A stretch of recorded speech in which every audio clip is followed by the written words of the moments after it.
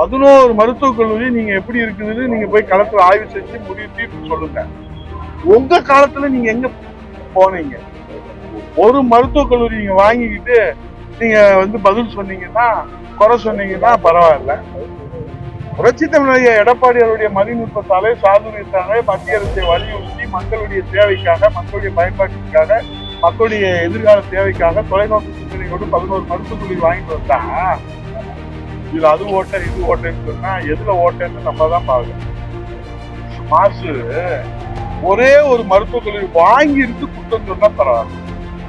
அப்ப இது என்னன்னா அரசியல் காழ்ப்புணர்ச்சி தான். அதிமுக ஆட்சி காலத்துல கொண்டு வந்த 11 மருத்துவக் கல்லூரியும் அறகுறையா தான் விட்டுட்டு போயிட்டீங்க. நாங்க வந்துதான் சரி பண்ணிருக்கோம். நேற்று மாசு பேசிட்டு பேசுறாரு. அவர் பாவம் அவரெல்லாம் போய் பார்க்க சொல்லுங்க. நீங்களும் பாருங்க. இதெல்லாம் சட்டசபையில நீண்ட விவாதம் பண்ணி நான் என்ன சொல்றேன், அரைகுறையா விட்டாங்க, முழுசா விட்டாங்க. நீ ஒரு மருத்துவக் கல்லூரி வாங்குவேன் இந்த 4.5 ஆண்டுகள். மாசு ஒரே ஒரு மருத்துவக் கல்லூரி வாங்கி இருந்து குற்றம் சொன்னா பரவாயில்ல. அப்ப இது என்னன்னா அரசியல் காழ்ப்புணர்ச்சி தான்.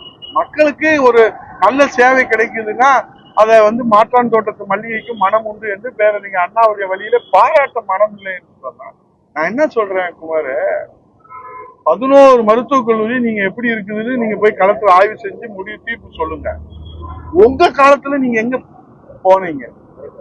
ஒரு மருத்துவக் கல்லூரி நீங்க வாங்கிக்கிட்டு நீங்க பதில் சொன்னீங்கன்னா, குறை சொன்னீங்கன்னா பரவாயில்ல. புரட்சி தமிழக எடப்பாடி அவருடைய மதிநுட்பத்தாலே சாதுரியத்தாலே மத்திய அரசை வலியுறுத்தி மக்களுடைய தேவைக்காக, மக்களுடைய பயன்பாட்டிற்காக, மக்களுடைய எதிர்கால தேவைக்காக தொலைநோக்கு சிந்தனையோடு 11 மருத்துவக் கல்லூரி வாங்கிட்டு வந்தா, இதுல அது ஓட்ட இது ஓட்டன்னு சொன்னா எதுல ஓட்டன்னு நம்ம தான் பார்க்கணும். நன்றி, வணக்கம். திருச்சியில சிஎம் இருக்கிறப்போ அங்க ஒரு மர்டர் ஆயிருக்கு. காவலர் குடியிருப்பு இது மட்டும் பேசணும்னா இன்னைக்கு ஃபுல்லா பேசலாம்.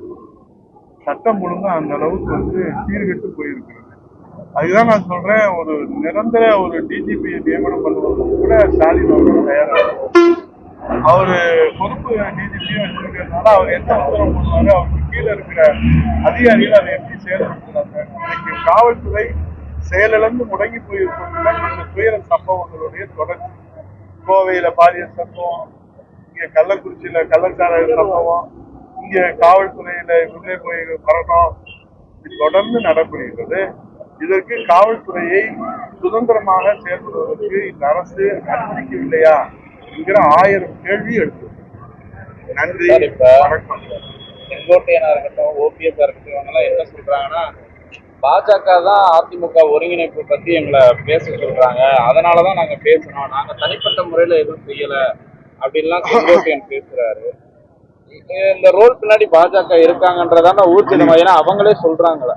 நான் தெளிவா சொல்றேன், கட்சியில் இருந்து ஒழுங்கு நடவடிக்கை எடுக்கப்பட்டவர்கள் சொல்லுகிற கருத்துக்கு நாம் முக்கியத்துவம் கொடுக்க வேண்டியதில்லை, பொருட்படுத்த வேண்டியதில்லை, அதை பத்தி விவாதிக்க வேண்டியதில்லை, அதை பத்தி அவசியம் இல்லை. முடிந்து போன விவகாரம் அது. நீங்க கட்சியில இருக்கிறவங்க பத்தி பேசுறாங்களான்னு சொல்லுங்க. கட்சியில இருக்கிறவங்க பொதுச் செயலாளர் புரட்சி தமிழக எடப்பாடியார் அவருடைய வழிகாட்டுதல்படி மக்கள் சேவை செய்கிற ஒரு தொண்டர் யாரேனும் கருத்து சொன்னால் அதற்கு உரிய விளக்கத்தை நீங்க கேட்பது நியாயம். கட்சியில இருந்துட்டு பேசினால் உடனடியா நீக்கப்படாமல் அமைதி காத்துறாங்கன்னு சொல்றாங்க. கடமை, கண்ணியம், கட்டுப்பாடு பேரறிஞர் பெருந்தகை அண்ணா அவர்கள் கற்றுக் கொடுத்த அந்த வழியிலே தான் அண்ணா திராவிட முன்னேற்ற கழக தொண்டர்கள் கழக பணியும் மக்கள் பணியும் மகேசன் பணியாக செய்து கொடுத்தாங்க. செங்கோட்டையனோட 6 பேர் பேசுனதா சொல்றாங்க. அவங்க எல்லாம் குறித்து ஏன்னா கடிதங்கள்லாம் வேற நிறைய பேர் ஆதரவா எழுதிருக்கா. அடிச்சு கேட்டாலும் நான் இதுதான் அடிச்சு கேட்பேன்னு சொல்லிடாத மாதிரி நீங்க இதுல என்ன உங்களுக்கு வேணும்? நடவடிக்கை எடுத்தவருடைய கருத்து முடிந்து போன விவகாரம், அதை பத்தி இப்ப கூட நாம் விவாதிக்க வேண்டிய அவரே சொல்றாரு. என்கிட்ட பேசுறாங்க, பாஜக தலைமை என்கிட்ட பேசுறாங்கன்னு. அது குறித்து நீங்க அவர்கிட்ட தான் கேட்க. நீங்க கூட்டணியில இருக்கீங்களா? ஏன்னா உங்களோட கூட்டணியில இருக்கும்போது அவங்களோட பேசுறது சரியா வரும். இது குறித்து நயினார் நாகேந்திரன் அவர்கள் இப்ப நீங்க பாரதிய ஜனதா கட்சி சொல்றதுனால அந்த மாநில தலைவர் நயினார் நாகேந்திரன் அவர்கள் தெளிவா ஒரு விளக்கம் சொல்லியிருக்கிறார். அதை நீங்க மக்கள்கிட்ட கொண்டு போங்க. அவர் தான் விளக்கம் சொல்லியிருக்காரு. கட்சியுடைய தலைவர் அவர் தான், அவர் தானே சொல்லியிருக்கிறாரு. இப்ப நாங்க அதிமுகவுடைய சாமானிய தொண்டர், அவர் சொல்ற இதுக்கெல்லாம் நாங்க எப்படி விளக்கம் சொல்ல முடியும்? அவர் கட்சியில இருந்து ஒழுங்கு நடவடிக்கை எடுக்கப்பட்டு கட்சியில இருந்து நீக்கப்பட்டவர். அவர் எங்க கட்சியிலே இல்ல. அதிமுகவுக்கு அவர் நீக்கப்பட்டாரு. ஒழுங்கு நடவடிக்கை பொதுச் செயலாளர் எடுத்திருக்காரு.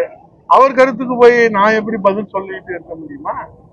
செய்திகளை உடனுக்குடன் தெரிந்து கொள்ள கீழ்கண்ட கேபிள் மற்றும் டிடிஹெச் நெட்வொர்க்குகளில் எம்நாடு செய்தி தொலைக்காட்சியை காணுங்கள். பாதகம் செய்பவரை கண்டால் நாம் பயம் கொள்ளலாகாது பாப்பா. மோதி மிதித்து விடு பாப்பா, அவர் முகத்தில் உமிழ்ந்து விடு பாப்பா. அண்மை செய்திகளை உடனுக்குடன் தெரிந்து கொள்ள இணைந்திருங்கள் எம்நாடு தொலைக்காட்சியுடன்.